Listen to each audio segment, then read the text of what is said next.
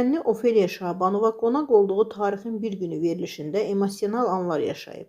Sənətçi həmkarı Kəmalə Günəşli ilə bağlı səsləndirdiyi fikirlərlə diqqət çəkib.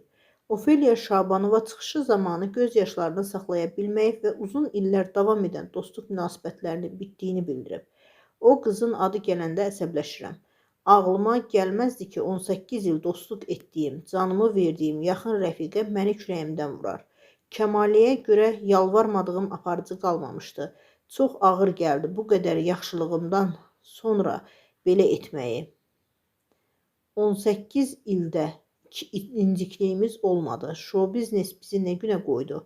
Kəmalə Günəşli mənim üçün bitdi. Heç bir aparıcı onun barəsində sual verməsin, xahiş edirəm, deyə sənətçi bildirib.